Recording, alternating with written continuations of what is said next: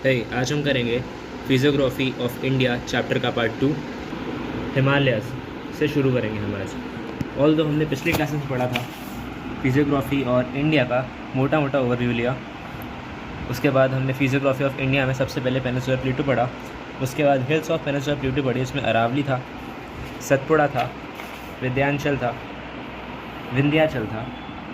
फिर हमने वेस्टर्न घाट्स पढ़े। उसके बाद हमने पढ़ा ईस्टर्न घाट्स, फिर पासेस ऑफ वेस्टर्न घाट्स, फिर सिग्निफिकेंस ऑफ पेनिनसुलर प्लेटू। तो आज हम शुरू करेंगे हिमालय से। जब हम बात करते हैं हिमालयस की तो ये यंगेस्ट और साथ ही साथ हाईएस्ट माउंटेन रेंज है पूरे वर्ल्ड की, यानी कि सबसे छोटी है एज में और सबसे लंबी है हाइट में। और साथ में it act as a natural barrier, क्योंकि हमारे हिमालयस की दूसरी तरफ देखा जाए तो उस साइड में आ जाता है रशिया, मतलब उस साइड डायरेक्ट रशिया नहीं आता, बीच में कुछ और कंट्रीज़ आती हैं, लेकिन उस तरफ यूरोप आ जाता है। यूरोप में बहुत ठंडी हवाएं बहती हैं जिसको हम ब्लिज़ार्ड्स बोलते हैं। अब इस ब्लिज़ार्ड से बचने के लिए कुछ ना कुछ तो होना चाहिए, तो भगवान ने हमें हिमालय दे दिया। अगर हिमालय हमारे पास नहीं होता तो वो ठंडी हवाएं डायरेक्ट आती हमारे पास, और फिर हमारा इंडिया भी उस यूरोप के सारी कंट्रीज़ की तरह जमा हुआ होता और यहाँ पे बहुत ज़्यादा सर्दी होती, बहुत ज़्यादा ठंड होती।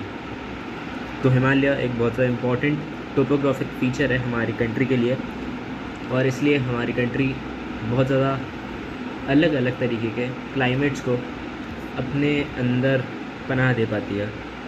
फिर अगर हम बात करें कि हिमालयस कहाँ से शुरू होते हैं, तो west east direction of Indus से लेके ब्रह्मपुत्रा, यानी कि जम्मू कश्मीर, हमारे इंडिया का जो जम्मू कश्मीर वाला पार्ट है, वहाँ से लेकर के जाती है ये एकदम एंड तक, हमारे ईस्ट साइड तक, ब्रह्मपुत्र तक। ऑल्दो जम्मू कश्मीर इंडिया का ही है, पाकिस्तान के पास तो बस एक छोटा टुकड़ा है, वो भी ऑक्यूपाइड है।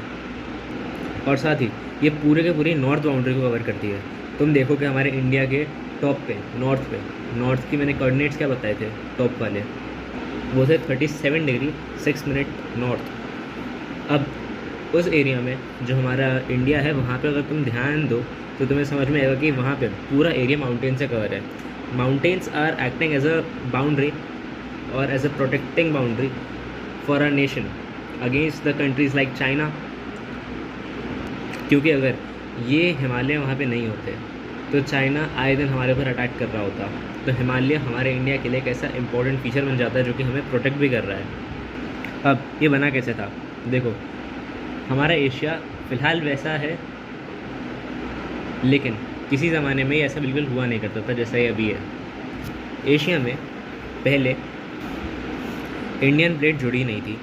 देखो भाई, हमारी इंडियन प्लेट जो है वो अलग से तैरती हुई आई है, अफ्रीका से टूट के तैरती हुई आई और यहाँ आके भिड़ गई यूरेशियन प्लेट में। यूरेशियन प्लेट में जैसे ये भिड़ी तो दोनों के जैसे ही ये भिड़ी, जिस एरिया में ये टकराई वहाँ पर कंस्ट्रक्टिव बाउंड्रीज़ बन गई, डिस्ट्रक्टिव बाउंड्रीज़ बन गई, जिसकी वजह से हिमालय का फॉर्मेशन हुआ।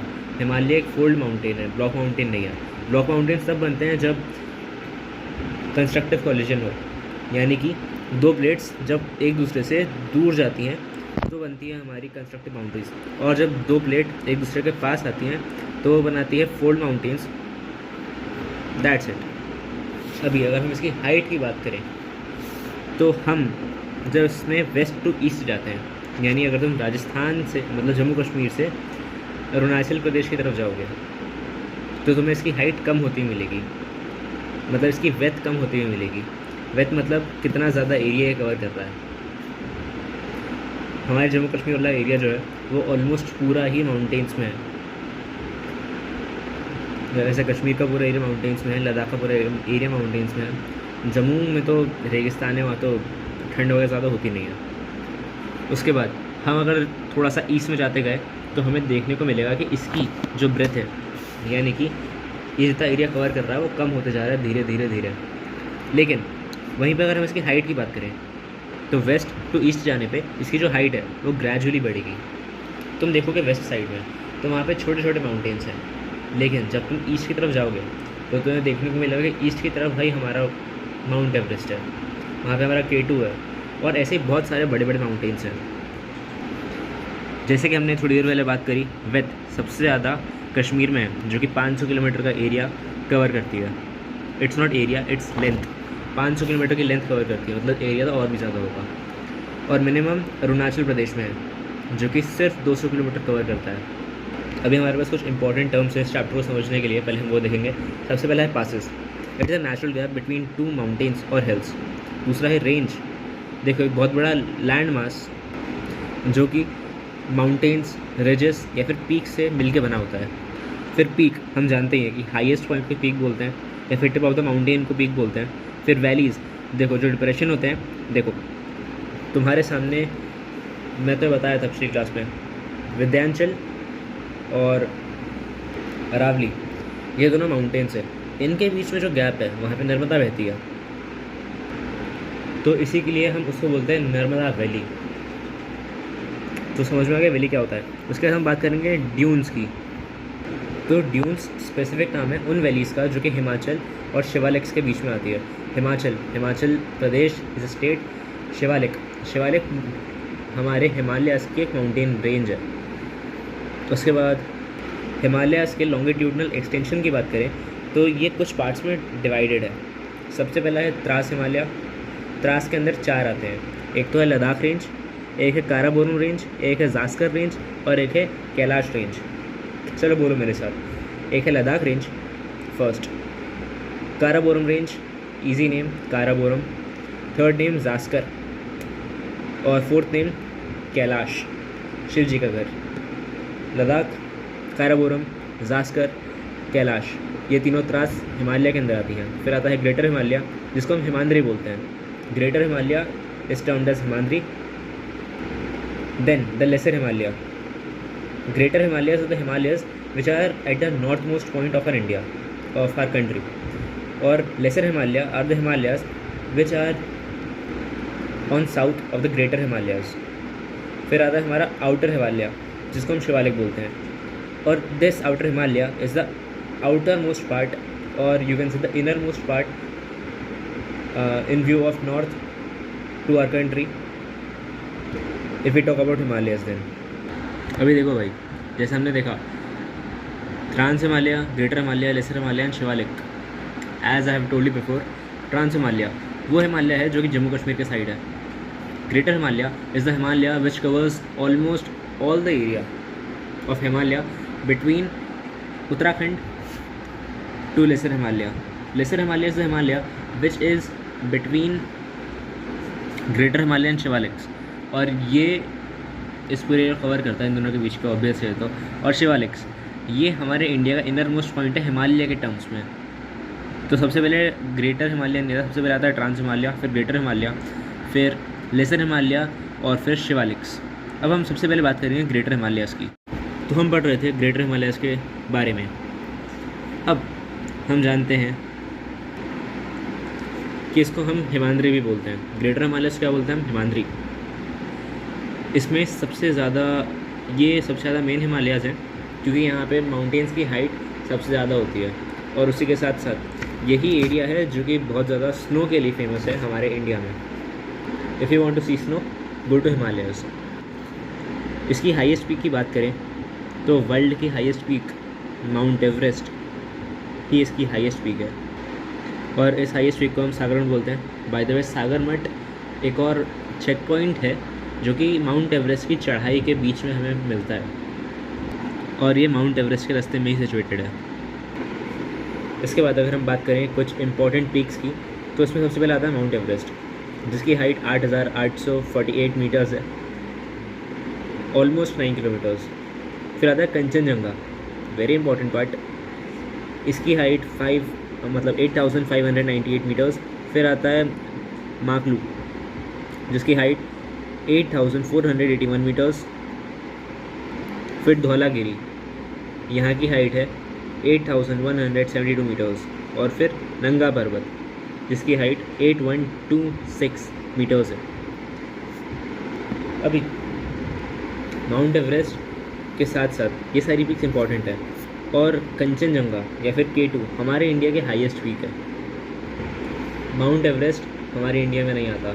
Although we share part of Mount Everest with our country, but Mount Everest is not only part of our country, क्योंकि फिर उसमें चाइना भी आ जाता है, उसमें नेपाल भी आ जाता है।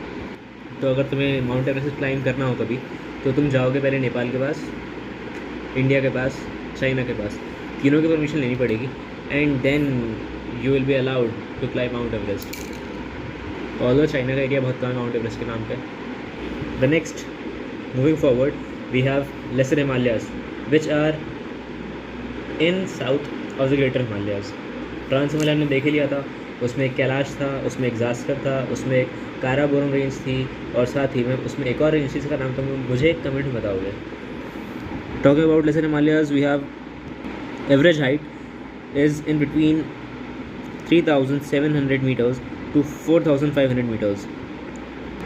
और हाँ, ये जो माउंटेन रेंज है एक डिसकंटिन्यूड माउंटेन रेंज है, मतलब इसके बीच में तुम्हें थोड़े बहुत प्लेन्स दिख जाएंगे जो कि एक्चुअली माउंटेन के ऊपर ही हैं और सी लेवल से, ओशन लेवल से बहुत ऊपर है, और हमारा जो नॉर्मल प्लेटो एरिया उससे तो बहुत ही ऊपर है। मतलब उबड़ खाबड़ सा रास्ता मिलेगा तुम्हें यहाँ पे। मेन जो लोग कश्मीर घूमने जाते हैं ना, वो ट्रांस हिमालय से जाते हैं, मतलब मेरा मतलब लेसर हिमालय से जाते हैं या फिर शिवालय के जाते हैं, क्योंकि ग्रेटर हिमालयाज़ में बहुत बड़े बड़े माउंटेन्स हैं, वहाँ पे रहने की हैबिटेशन की जगह अच्छी है नहीं। इसकी कुछ रेंजेस की बात कर लेते हैं। तो पहला आता है पीर पंजाल रेंज, दूसरा आता है धौलधर या फिर धौलाधर, फिर आता है नाग तिबा, और फिर महाखरता। That was all about lesser Himalaya and greater Himalaya. इसके बाद और नीचे आते हैं हम हिमालय से, तो हमें आता है Shivalik. Shivalik is the widely known Himalayas, और हिमाचल प्रदेश में यही वाली एरिया आता है। कोई तुम्हारा दोस्त जाए ना शिमला वगैरह घूमने, तो उसको बोल देना भाई तू हिमालयाज़ नहीं गया, तो शिवालिक गया था। अब ये साउथ में सिचुएटेड है लेसर हिमालयाज़ के, और लेसर हिमालय साउथ में सिचुएटेड है ग्रेटर हिमालयाज़ के, और ग्रेटर हिमालय भी साउथ में सिचुएटेड है ट्रांस हिमालयाज़ के। ये सबसे ज़्यादा न्यूएस्ट माउंटेन रेंज है, क्योंकि एज़ यू नो कोलिजन हुआ था इंडियन और एशियन प्लेट के बीच में, उसके वजह से यहाँ पे माउंटेन बनना शुरू हुए थे। अब ये जो कोलिजन है ना, ये रुक नहीं रहा है, ये कंटिन्यू चल रहा है। इसकी वजह से न्यू माउंटेन्स बनते जा रहे हैं। Although this is a very descended process and it take a lot of time. तो इसीलिए तुमने सुना होगा कि जो हमारे हिमालयाज़ हैं, जो हमारा माउंट एवरेस्ट है, जो हमारा कंचनजंगा है, या फिर पीर पंजाल रेंज, और जो भी रेंजेस हैं यहाँ पे, इनकी हाइट दिन पे दिन बढ़ती जा रही है, और ये बढ़ेगी। And this is also reason for earthquake in the ranges of Himalaya. यहाँ की एवरेज हाइट की बात करें तो ये है 600 से लेकर 1500 मीटर तक की। फिर वैली जो होती हैं हमारे शिवालिक्स में, जैसे हमने पहले भी देखा था, शिवालिक्स और लेसर हिमालय की जो वैलीज़ हैं उनको हम ड्यून्स बोलते हैं। एग्जाम्पल के Dehradun is situated in Uttarakhand, और ये भी एक ड्यून ही है, मतलब ड्यून में ही आता है, that's why it is Dehradun. या फिर यहाँ पे द्वार्स भी हैं, द्वार जैसे हरिद्वार, जैसे और भी द्वार हैं, तो मुझे नाम बताओ एक एक्स्ट्रा का। और यहाँ पे जो भी माउंटेन्स हैं, these all mountains are from a deposition, that's why यहाँ पे जो सॉइल है वो भी डिपोजिशनल सॉइल ही मिलेगी यहाँ पे। अब हम बात करेंगे लाइंस बिटवीन हिमालयाज़ की। देखो इसमें दो लाइन आती हैं, एक है MCT यानी main central thrust, between Himalayas और लेसर हिमालय के बीच में आती है। फिर आता है मेन बाउंड्री थ्रस्ट MBT, जो कि लेसर हिमालय और शिवालिक के बीच में आता है। अभी मैंने एक छोटा सा मैप बनाया फॉर द बेटर अंडरस्टैंडिंग। सबसे नॉर्थ से लेके हम जाएंगे साउथ की तरफ। सबसे पहले आता है तिब्बत, उसके बाद आता है हिमालय। तिब्बत वाले एरिया से माउंटेन है, लेकिन वो हिमालय के अंदर नहीं आते, ये तुम हमेशा याद रखना। फिर आता है हिमालय, फिर आता है लेसर हिमालय। देखो तिब्बत, ये आ गया हिमालय, ये आ गया लेसर हिमालय, ये आ गया शिवालिक। तिब्बत ऑल्दो एल्टीट्यूड में थोड़ा सा हाई है, लेकिन उसकी हाइट हिमालयाज़ जितनी नहीं है। हिमालयाज़ से देखो हाइट कम होती जा रही है ग्रेजुअली। उसके बाद हमारे पास आ जाएगा नॉर्दर्न प्लेन्स, नीचे आ जाएगा पेनिनसुलर प्लेटू, और फिर ऐसे ही आ जाएगा साउथ में हमारा साउथ मोस्ट पॉइंट पे इंडियन ओशन। अगर हम बात करते हैं हमारे हिमालयाज़ की लेंथ की, तो उसकी लेंथ है 2500 किलोमीटर के आसपास, और ये आता है इंडस से ब्रह्मपुत्रा नदी के बीच में, जो कि हमने पहले भी देखा था। डोडा बीटा पीक, ये बहुत ज़्यादा हाईएस्ट पीक है। तुम जानते हो कहाँ की? नाजरपाइल की। पिछली वीडियो मैंने 10 बार बताया है। Now moving forward will talk about, अभी हम बात करेंगे लॉन्गिट्यूड डिवीजन ऑफ या फिर एक्सटेंशन ऑफ हिमालयस के बारे में। सबसे पहले पंजाब में मतलब पंजाब हिमालय उस हिमालय का नाम है जो कि इंडस और सतलज के बीच में आता है। अब हमने इसको कैटेगराइज किया हुआ है रिवर्स के बीच में, तो इंडस और सतलज के बीच में जो आएगा उसको हम पंजाब हिमालय कहेंगे। फिर कुमाऊं हिमालय जो कि सतलज और काली नदी के बीच में आता है। फिर नेपाल जो कि बिगेस्ट पार्ट कवर करता है हिमालय का, वो आता है काली और कोसी के बीच में। फिर आता है सिक्किम जो कि कोसी और तिस्ता के बीच में आता है और शॉर्टेस्ट पार्ट कवर करता है। फिर आता है असम जो कि तिस्ता और ब्रह्मपुत्र के बीच में आता है। अब बात करते हैं पूर्वांचल की, तो Purvanchal is the eastern most part of the Himalayas. उसके साथ साथ ये अरुणाचल प्रदेश से शुरू होता है, north of Arunachal Pradesh to south of Mizoram. मतलब ये इंडिया को देखा जाए तो ये हॉरिजॉन्टल नहीं है, ये वर्टिकल है, क्योंकि अरुणाचल प्रदेश थोड़ा सा ऊपर है और मिज़ोरम थोड़ा सा नीचे है, तो ये ऐसा ना हो कि ये ऐसा है। उसके बाद इसमें इस पूर्वांचल में एक्सटेंशन जो है वो है म्यांमार तक, और जहाँ पर म्यांमार तक इसका एक्सटेंशन है उसको हम बोलते हैं अराकान योमा। अब बात करें कुछ छोटी छोटी सी हिल्स के बारे में जो कि हमारे ईस्ट इंडिया में आती है, यानी 7 सिस्टर्स के बीच में आती है। अरुणाचल में दाफला, मिशमी और पटकई नाम की हिल्स हैं। इसको याद करने की छोटी सी ट्रिक है, मतलब मैंने खुद ने जनरेट करी है, बनाई है। ट्रिक वॉज दाफला ने मिशमी को पटका, Dafla hills, Mishmi hills, Patkai hills. Then Meghalaya Garo, Khasi, Jaintia hill, और ये ऑर्डर में अरेंज हैं वेस्ट टू ईस्ट। मेघालय की जो हिल्स हैं उसको याद करने की ट्रिक इस प्रकार है कि suppose there is a person, का नाम गारो काशी है, एंड मैंने उसको बताया और मैं किसी को बता रहा हूँ गारो काशी जैन था, तो गारो काशी जयंतिया ये कवर हो जाता है। मिज़ोरम का इजी मिज़ोरम हिल्स। फिर बरलई रेंज, इसका याद रखना भाई, ये असम और नागालैंड के बीच में पड़ता है। फिर नागालैंड जो कि नागा हिल्स, ये तो simple is that, Naga. Assam में मैकारी हिल्स है, ये याद रखना। अभी हम बात करेंगे नॉर्दर्न प्लेन्स ऑफ इंडिया की, जो कि एक और फिजियोग्राफी फीचर है इंडिया का। देखो सबसे पहले आता है हिमालय, उसके बाद आता है नॉर्दर्न प्लेन्स, उसके बाद पेनिनसुलर इंडिया, उसके बाद कोस्टल लाइन्स, और फिर उसके लेफ्ट साइड में हमारा आ जाता है ईस्टर्न घाट्स, वेस्ट साइड में आता है Western Ghats. Easy as that. अगर हम बात करते हैं नॉर्दर्न प्लेन्स ऑफ इंडिया की, तो ये इंडो गैंगेटिक प्लेन्स हैं जिनकी फ्लैट फीचरलेस मोनोटोनस टोपोग्राफी है। मतलब ये एकदम पठार है, सीधे के सीधे, इनमें ना माउंटेन्स है, ना खाई है, ना कुछ। ये कवर करते हैं पूरे के पूरे 3,20,000 किलोमीटर्स ऑफ इंडिया। और यहाँ पे एलुवियल डिपोजिशन बहुत ज़्यादा है, क्योंकि यहाँ पे गंगा की जो रिवर्स थी उनके वजह से प्लेन्स बने हैं। तो जहाँ पे गंगा के रिवर के ट्रिब्यूटरी हैं या फिर खुद गंगा रिवर है, वहाँ पे एलुवियल सॉइल का होना तो निश्चित है। आगे हम देखते हैं, तो ये 2 पार्ट्स में डिवाइडेड है। सबसे पहला भंगर, फिर तराई। दोनों की बात करें, देखो ये हमारा हिमालय से बड़े बड़े स्टोन्स टूट के नीचे गिरे, तो वो हो गया बाबर। उसके बाद जो वो स्टोन्स आगे जाते जाते टूटते गए धीरे धीरे, तो उसको हमने तराई रीजन बोल दिया। तो यहाँ पे नॉर्थ मोस्ट पार्ट है और यहाँ पे हम साउथ की तरफ आगे बढ़ रहे हैं। एडिशनल इन्फॉर्मेशन में याद रखना कि हमारे पास मेल रिवर्स के नाम पे सिर्फ 2 ही हैं, एक सोन रिवर और एक ब्रह्मपुत्र रिवर। महेंद्रगिरी पीक जो है वो ईस्टर्न घाट्स में है, और अन्नामलाई की हाईएस्ट पीक अन्नामलाई है जो कि हाईएस्ट पीक है हमारे साउथ इंडिया की। Although let's move towards the next topic, और the name of the topic is, हम हमारे इस नॉर्दर्न प्लेन्स को 3 पार्ट में डिवाइड कर सकते हैं on the basis of the rivers which formed the northern plains. First is Indus plain, second is Ganga plains, third is Brahmaputra plains. हम बात करेंगे सबसे पहले इंडस प्लेन्स की। ये स्प्रेड हुई है इंडस रिवर वैली की वजह से, पहली चीज़ ऑब्वियस है। अब इनके सिग्निफिकेंट फीचर्स की बात करें तो यहाँ पे 5 दोआब हैं, लैंड बिटवीन रिवर्स।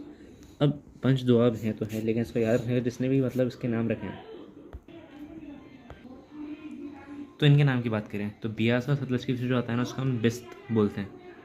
अब देखो BE बियास, ST सतलज, तो हो गया बिस्त। वैसे ही बियास और रवि के बीच में जो आता है उसको बरी बोलते हैं।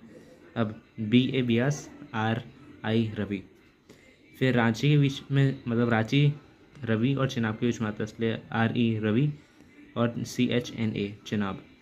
फिर छज मतलब चिनाब और झेलुम, यहाँ पे J आ रहा है, यहाँ पे झेलुम, यहाँ पे CH यानी कि चिनाब। फिर आता है हमारा सिंध सागर, इसको तो याद रखना पड़ेगा क्योंकि सिंध सागर जो है वो झेलुम और इंडस के बीच में आता है। The next we have is Ganga plains. ये लार्जेस्ट यूनिट है ग्रेटर प्लेन्स की, जो कि दिल्ली से कोलकाता के बीच में पूरा स्ट्रेच करती है।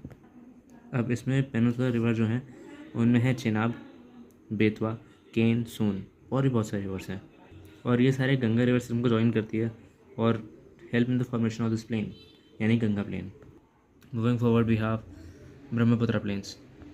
अब ये जो ब्रह्मपुत्र वैली है ना ये आसाम में है, इसका मतलब उसके जो मेनली प्लेन्स हैं वो भी असम में होंगे। अभी हमारे ब्रह्मपुत्र में बहुत सारे आइलैंड्स हैं, बहुत सारे, because Brahmaputra is the biggest river of India.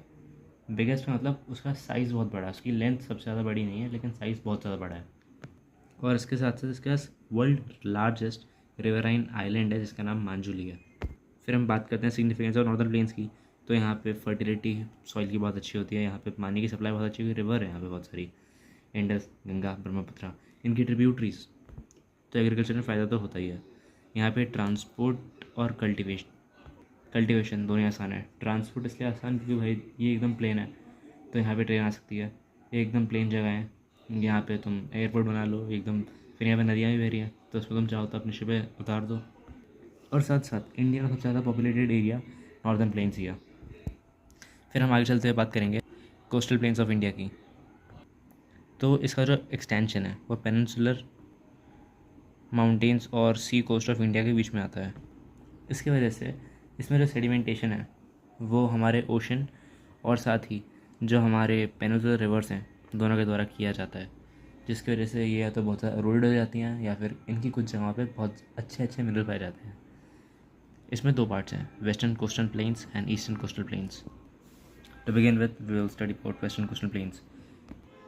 लेकिन उससे पहले एक ऐसी माउंटेन रेंज है जो कि सिर्फ और सिर्फ एक ही स्टेट में बहती है या फिर एक ही स्टेट में रहती है, और उस माउंटेन रेंज का नाम है अजंता, जो कि महाराष्ट्र में है। अजंता में एलोरा केव्स हैं जो कि बहुत ज़्यादा फेमस है। तो देखो हमने जो इस चीज़ को डिवाइड किया है उसमें सबसे पहला है द गुजरात प्लेन्स। हम बात कर रहे हैं वेस्टर्न साइड की, वेस्टर्न घाट्स के वेस्टर्न साइड की। तो यहाँ पे गुजरात प्लेन्स जो कि गुजरात कोस्टल एरिया में आती है। फिर कोनल प्लेन्स जो कि दमन और गोवा के बीच में आती है। दमन एंड ड्यू वाला दमन है यहाँ पे, जो गुजरात के जस्ट हल्का सा साइड में है और ऑलमोस्ट गुजरात का ही पार्ट है। उसके बाद हमारे पास है कन्नड़ा प्लेन जो एक गोवा और मैंगलोर के बीच में आता है। मैंगलोर हमारे नीचे आते हैं तो कर्नाटका में पड़ता है। फिर थोड़ा सा और नीचे आते हैं तो मालाबार प्लेन जो कि मैंगलोर से कन्याकुमारी तक पड़ता है। देखो अब जो हमारा गुजरात प्लेन है ये आता है हमारा कच्छ और काठियावाड़ के बीच में। Kathiawar and Kutch both are part of Gujarat. अभी एक चीज़ देखने वाली है, मालाबार कोस्ट एक डिस्टिंग्विश फीचर है। यहाँ पे कयाल्स होते हैं, इनमें काला पानी, मतलब इनको बोला जाता है ब्लैक वाटर्स। ये केरला में है और यहाँ पे बहुत फेमस वल्लम कली बोट रेस होती है। Now you will tell me कि वल्लम कली बोट रेस किस मूवी में दिखाई गई है, क्योंकि मुझे अच्छे से याद है और मुझे उस मूवी से ही इस जगह का नाम याद है। चलो एक और हिंट, ये पनामाल कयाल केरला में है। Then we will move forward and talk about eastern coastal plains. तो इसका extension Subarnarekha north to Kanyakumari and south तक होता है। ये ईस्टर्न घाट्स के ईस्टर्न साइड में पड़ते हैं। उसके बाद इसमें कोरोनामंडल प्लेन जो कि तमिलनाडु और आंध्र प्रदेश के बीच में आता है। फिर नॉर्दर्न सिरकार जो कि आंध्र प्रदेश और उड़ीसा के बीच में आता है। उसके बाद उटकल प्लेन्स जो कि उड़ीसा में आते हैं। Moving forward will talk about islands of India. There are 1382 off shore islands, जो कि मेजर आइलैंड ग्रुप इंडिया में अंडमान एंड निकोबार हैं और इसका आर्चीपेलो है, मेरा मतलब आर्चीपेलो है, जिसको हम आर्चीपेलोगा भी बोलते हैं। इसमें है ना ग्रुप ऑफ आइलैंड्स होते हैं। आर्चीपेलोगा में बहुत सारे ग्रुप ऑफ आइलैंड्स होते हैं। जैसे हमारा बे ऑफ बंगाल में Andaman and Nicobar archipelago group of islands है। साथ में हमारा जो लक्षद्वीप है वो अरेबियन सी में हमारा लक्षद्वीप आर्चीपेलोगा ग्रुप ऑफ आइलैंड्स है। ऑल दो तुम मुझे भी बताओ कि अंडमान और निकोबार का कैपिटल क्या है, जल्दी से। मैं बताऊँ, पोर्ट ब्लेयर। और लक्षद्वीप का कावरती। बे ऑफ बंगाल में 572 आइलैंड्स हैं, यानी कि अंडमान और निकोबार का जो आर्चीपेलोगा है उसमें से 572 आइलैंड्स हैं। उसके बाद सिर्फ और सिर्फ जो अंडमान और निकोबार के अंदर आते हैं वो है 265 आइलैंड्स, या फिर आइसलैंड्स। आइलैंड्स और आइलैंड में मतलब आइसलैंड्स में अंतर होता है। Islands are of big size, they have vegetation, trees and lot more things, but islands are small, they have very less vegetation. और ये सिर्फ एक छोटे से पार्ट होते हैं जो कि वाटर सरफेस पे थोड़े से ऊपर आए हुए होते हैं। अब तो मुझे ये बताओ कि अंडमान निकोबार में एक ऐसा वॉल्केनो है जो कि एक्टिव है और कभी फट जाए किसी को नहीं पता, आए दिन फटता रहता है, उसका नाम क्या है? Now specifically talking about Andaman and Nicobar island, तो इसको हम डिवाइड करते हैं नॉर्थन, मिडिल और साउथ, 3 पार्ट्स में। इसमें डंकन पैसेज सेपरेशन जो कि लिटिल अंडमान को संदम से अलग करता है। फिर कोको स्ट्रेट जो कि नॉर्दर्न अंडमान आइलैंड को कोको आइलैंड ऑफ म्यांमार से अलग करता है। फिर पोर्ट ब्लेयर जो कि इसकी कैपिटल है वो अंडमान के साउदर्न पार्ट में लाई करती है। फिर Barren island was the answer of the question which I have asked you, मतलब ये एक्टिव वॉल्केनो है इंडिया का और बहुत खतरनाक है, तो ये नारकोडा आइलैंड में आता है। अगर हम बात करें अंडमान के आइलैंड की ट्राइब्स की, तो यहाँ पे कुछ ट्राइब्स होती हैं। पहला है ग्रेट एंडमनिश। अब अंडमान में जो ट्राइब पाई जाती हैं इनको हम निग्रिटो या फिर नेग्रिटो बोलते हैं, जो कि अफ्रीकन ओरिजिनेट होती हैं, मतलब ये अफ्रीका के ओरिजिन से इनका कहीं ना कहीं ताल्लुक़ है। और फिर एक है ग्रेट एंडमनिस एंड मैनफिश, दूसरा है ओनगी, तीसरी है जारवा और चौथी Sentinelese. The most known, the widely disastering और सबसे ज़्यादा मतलब पूरी दुनिया में सबसे ज़्यादा जो क्वारंटाइन है वो सेंटिनलीज है, क्योंकि ये अपने आसपास किसी को आने नहीं देते। इवन इनके पास अगर कोई कुछ लेके जाता है तो ये उसकी वाट लगा देते हैं। बहुत टाइम पहले की बात है, एक छोटी स्टोरी सुनाता हूँ। एक अमेरिकन था, वो बढ़िया बोलता कि मैं ना यहाँ जाऊँगा, क्रिश्चियनिटी फैलाऊँगा और इन सबको मतलब फ्री करूँगा इस आइलैंड से, ताकि ये बाहर जाए, दुनिया में घूमें, बहुत कुछ सीखें और सोशलाइज हों। ये गया था उनके लिए बढ़िया फ़िश लेके, बाइबल लेके, एक पिग लेके, कोकोनट्स लेके और भी बहुत सारी चीज़ें लेके। इसको वहाँ पे जाके सेंटिनलीज ने मार दिया। उसके बाद इसका जो पिग था जो साथ सुअर लेके गया था एज गिफ्ट, उसको काटा और ज़मीन में गाड़ दिया। जो फिशेस को लेके गए थे उसको पानी में फेंक दिया, मरी हुई मछलियों को, और जो कोकोनट्स फेंके थे उसको इसी के ऊपर फेंक के भगा दिया ऐसे। तो तुम समझ सकते हो कि सेंटिनलीज बहुत ज़्यादा क्वारंटाइन है और किसी से मिलना पसंद नहीं करते, मोस्ट इनसोशिएबल पर्सन्स। फिर हम बात करें निकोबार आइलैंड की, तो यहाँ पे मंगोलाइट ट्राइब्स रहती हैं। अंडमान में 4 नेग्रिटो ट्राइब्स रहती हैं और निकोबार में 2 मंगोलाइट ट्राइब्स रहती हैं। एक शैम्पेन, पीने वाली नहीं, ट्राइब का नाम है शैम्पेन, और निकोबारीज, वेरी इजी नेम। अब हम नेग्रिटो ट्राइब की बात करें तो ऐसा कहा जाता है कि 60,000 साल पहले यहाँ पे आई थी। ये हंटर गैदरर्स हैं, ये अपने साथ wild pig, monitor lizard, fish को कैच करते हैं। उसके बाद ये अपने मरे हुए लोगों को काटते हैं, मतलब जैसे हम करते हैं ना बरियल्स, हमारे यहाँ मेनली क्रिश्चियंस में होता है, मुस्लिम्स में होता है कि वो लोग जिनकी डेथ हो जाती है उनको बरी कर देते हैं। फिर ये वाइल्ड फ्रूट्स को खाते हैं। उसके बाद ये एरोज़ और बोज यूज़ करते हैं और ये थोड़े फ्रेंडली हैं। सेंटिनलीज से मिलने मत जाना, वो बिल्कुल फ्रेंडली नहीं है, तुम्हारी वाट ला के रख देंगे। उसके बाद करें हम बात अगर मंगोलाइट ट्राइब्स की, तो ये मलय बुर्मा से यहाँ पे आए थे कई सालों पहले, बस इतना ही पता इनके बारे में। फिर बैरन आइलैंड, अंडमान सी, हमारा अंडमान निकोबार आइलैंड में ये आर्जीपेलो के बीच में एक आइलैंड है। बैरन आइलैंड वॉल्केनिक एक्टिव है, साउथ एशिया में पड़ता है और इसका रीसेंट एरप्शन 2012 में हुआ था जनवरी में। और फिर ये आइलैंड भाई एक प्रॉपर आइलैंड नहीं है। ये देखो, वॉल्केनो से जो तुम्हारा इरप्शन हुआ मटेरियल का वो ऊपर आया, पानी के ऊपर आके जम गया, तो बस इसको island as a name consider कर दिया। तो ये एक प्रॉपर आइलैंड तो नहीं है, इसलिए यहाँ पे कोई लोग भी नहीं रहते क्योंकि वेजिटेशन वगैरह कुछ भी नहीं है। और इसके ऊपर 2 किलोमीटर वाइड कैल्डेरा है।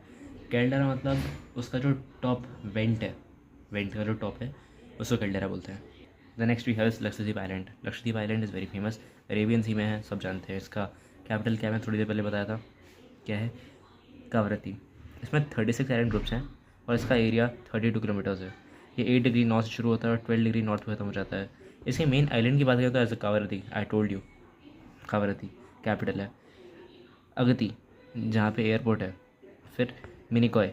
Minicoy is a very important place because Minicoy में कुछ दिनों पहले हमारे इंडिया की कुछ बैटल शिप्स डिप्लॉय करी गई थी। म्यांमार और चाइना की कुछ एक्टिविटीज़ यहाँ पे नोटिस करी थी, इसलिए वहाँ पे प्रोटेक्शन प्रोवाइड करने के लिए मिनिकॉय में शिप्स तैनात है हमारे इंडिया की, बैटल शिप्स। हाँ, बैटल शिप्स का मतलब ये कभी नहीं है कि वो अकेली शिप जाती है, ये हमेशा याद रखना।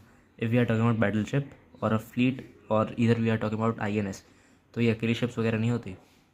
दे are with a group of minimum 6 to 12 ships with them. और बहुत डिस्ट्रक्टिंग होती हैं, बहुत ज़्यादा डिस्ट्रक्टिव होती हैं क्योंकि कई बार ये ऐसे वेपन्स लेके जाती है जो कि किसी की वाट लगा सकते हैं।